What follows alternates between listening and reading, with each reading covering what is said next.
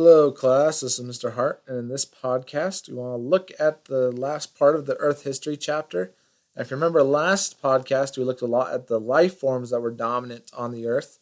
In this one, we want to look specifically at the Earth's surface. What did it look like during each time period? Okay, how has it changed over time? Why did it change? And so on and so forth. Okay, so that's what we're going to focus on for this last part of the chapter. Okay, is the Earth's surface. So before we start, let's think about how old the Earth is. So if you remember, the age of the Earth is about 4.6 billion years old, okay, which is a very, very long time. Okay, and this is how we know it today, but it didn't always look this nice, right? If you remember, I said during the Precambrian time, okay, the Earth was pretty much all black rock with volcanic activity, and okay, it wasn't a very pleasant place to be. Okay, if you imagine the movie Lord of the Rings, if you've ever seen that movie, imagine Mordor, okay, where all the volcanoes and the black ash, okay, that's pretty much how the Earth looked like for a very, very long time, okay.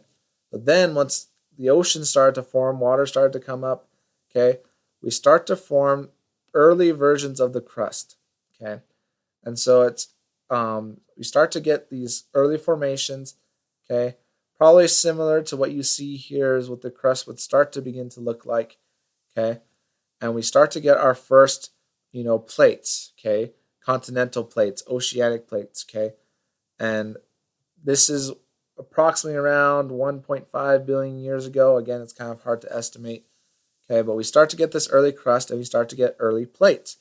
And so once we start to have plates, then we can get continents, okay? So one of the first known landforms, okay, is what we call Rodinia, okay? During the Precambrian time, about 1.1 billion years ago, we get our first continent, okay?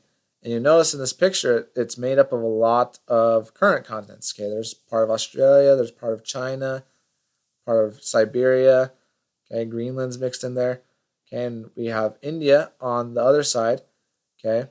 Kind of wrapped around the North Pole, okay? And so we have our first, continent, first plate boundaries that are occurring, okay? And so this isn't Pangaea, okay? Don't get this confused with Pangaea, because it's not a supercontinent. Not all the land on the Earth is connected, okay? So this is called Rodinia, okay? We know two specific sections, okay? But mostly this large island or large continent is what we call Rodinia, okay? That's about 1.1 billion years ago. Then after that, then we get the Pangaea that you probably have heard of before, okay? That's about 300 million years ago. So the other plates start to move around, and then by the Paleozoic era, we start to have Pangaea, okay, this supercontinent where we have one ocean and one continent. Okay, all the land masses are connected together in some way during Pangaea time. Okay? And this is interesting because we can know if certain fossils came from the Paleozoic era because we can find their fossils scattered across all different types of continents. Okay? Africa and North America could share fossil types during the Pangaea time. Likewise, India and Antarctica could have similar fossils in Africa and South America. Okay, so during Pangaea time, since all these um, animals could cross during over all the continents, we can see their fossils over all the continents. Okay, that's one way we tell if a fossil came during Pangaea time. Okay, it was because you can find those fossils scattered all over the place. Okay, but again, Paleozoic era, about 300 million years ago. Okay, during the Mesozoic era, they start to split. Okay, this is about 150 million years ago during the Jurassic time period. Okay, you'll notice that Europe and Asia have kind of split off into their own continent by now. North America is starting to split. Africa and South America are still pretty well connected, though. Okay, so we can still find fossils of dinosaurs in South America and Africa from the Mesozoic era, but these other continents are starting to split away. Okay. The Mesozoic era also gave us a lot of the different seas that we have currently. During this time period, a lot of the current lakes start to fill. This seaway will eventually go into Lake Michigan and the Great Lakes and start to fill that basin, okay, and so on. So a lot of the seas we have today formed during the Mesozoic era. Okay. And then after that, we start to get the Cenozoic seas, which is pretty similar to what we have today. Okay. South America and Africa have split by now. North America is well separated. Okay, the Panama Land strip hasn't formed yet, though, so South America and North America aren't connected yet. Okay, but you can notice it's very similar to what we see today. Okay, so this is about 50 million years ago, this map. Okay, but this is the Cenozoic era. A lot more separated areas, okay, but very similar in layout to today. Okay, and then it just continues on by the Ice Age, which is this is the last Ice Age, which was only 18,000 years ago.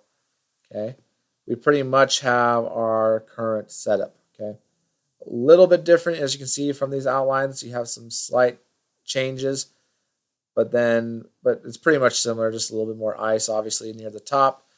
And then you have our modern day map. Okay, so I know that's a lot of pictures, a lot of information. Let's just kind of review what we've gone over. Okay, so during the Precambrian time, the first crust starts to form and the first continent, which we call Rodinia, appears. Okay, it is not a supercontinent because we do have two separate land masses at this point. But eventually, though, the land masses start to converge and we get Pangaea, okay, the supercontinent. And then those eventually start to split off during the Mesozoic era, okay? And those continents have been splitting up and separating ever since then, okay? And so what I would want you to know is Rodinia, Precambrian, Pangaea, late Paleozoic, early Mesozoic, and then ever since then, we've just been splitting apart slowly and slowly. Okay, so that's kind of how the Earth's surface has looked over different time periods, okay, during the different eras. Okay, and so hopefully that makes sense as we have gone through those examples. Okay, and the last part of this chapter, we want to look at how the Earth can change. So we already looked at one example of how the surface can change. That's with plate tectonics, right? Looking at the different plate boundaries, we can see how they can move and shift over time. Okay, another common way to change the Earth's surface is with an earthquake. Okay, obviously it shifts the land, shifts the surface, can cause great movement to occur. Also, things like flooding and erosion can carve great features like canyons and things like that. Okay, can change the Earth's surface as it moves material out of the way or moves it downstream and so on and so forth. And the last one is volcanic activity. Okay, large amounts of volcanic activity can cause new islands to form, new land to form. Okay, it can shift, it can make things move, it can cause earthquakes. Okay, so those are just a couple of examples. Obviously, there's more, okay, like hurricanes and tsunamis and tornadoes. Okay, but we just want to understand that the Earth's surface does change. There's a lot of things that can affect it. There's a lot of things that can make it move. Okay? All right, but that is it for this chapter. We did do an activity in class called the architecture activity, so if you didn't do that, make sure you get that done. But we are finished with the Earth history chapter. Hopefully that makes sense. Let me know if you have any questions, and thank you for watching.